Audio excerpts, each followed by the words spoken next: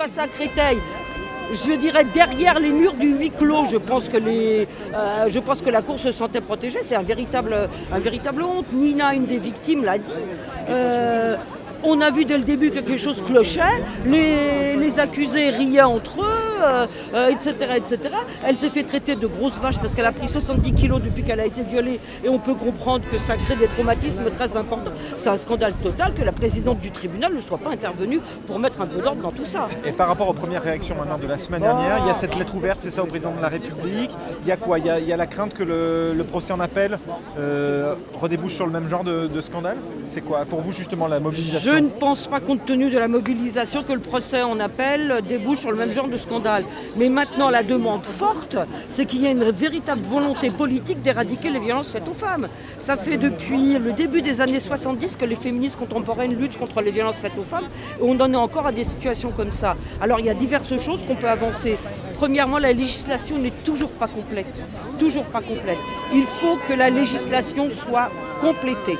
Par exemple, l'ordonnance de protection, la fameuse ordonnance de protection dont on parle toujours, ne concerne que les femmes menacées de mariage forcé et victimes de violences conjugales. Il faut qu'elle concerne toutes les femmes victimes de violences, par exemple, cette ordonnance de protection. Il faut, et ça a été retoqué dans la dernière loi qui a été votée, c'est-à-dire l'avant-dernière, parce qu'il y a eu le harcèlement sexuel après, mais l'avant-dernière loi qui a été votée sur les violences faites aux femmes, celle du 9 juillet 2010, qu'il y ait, ça a été retoqué parce que ça coûtait trop d'argent, article 40 de la Constitution, qu'il y ait une formation pour tous les personnels qui sont en contact avec les femmes victimes de violences, que ce soit au niveau éducation, santé, sociale, police, justice, etc. Ça me semble être une évidence. Deuxièmement, un des points qui nous semble aussi cruciaux, et qui a aussi été retoqué, c'est la prévention. L'éducation non sexiste à l'école, l'éducation au respect entre les filles et les garçons, c'est complètement crucial pour éradiquer les violences faites aux femmes. Troisièmement, pour pouvoir intervenir sur ces violences, il faut les connaître. Alors c'est vrai, Najat Vallaud-Belkacem a dit qu'elle créerait un observatoire national contre les violences faites aux femmes.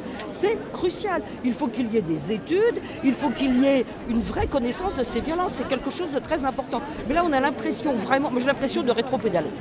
Voilà, en gros, j'ai l'impression de rétropédaler. On nous dit quelque part, allez-y, les viols, ils risquent rien, enfin les violeurs, ils risquent rien.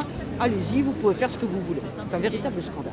Alors, la justice ne sait pas faire avec ce type de plainte. Quand on va en justice, il faut être carré, cohérent, etc.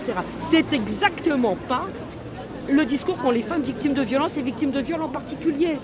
Parce qu'elles souffrent, parce qu'elles ne sont pas bien, parce qu'elles se sont posées pendant des lustres le fait si elles allaient porter plainte ou pas, parce qu'elles ont hésité, parce que tout d'un coup elles se sont dit j'y vais, elles s'attendent à avoir une écoute attentive, empathique, etc. Et elles tombent sur quelque chose de très carré. Alors je ne dis pas que la justice ne doit pas être carrée, mais qu'on mette en place des réflexions et des dispositifs pour savoir comment accueillir le discours des femmes victimes de viol et le discours des femmes victimes de violence. Effectivement, ça ne correspond pas à ce que demande la justice.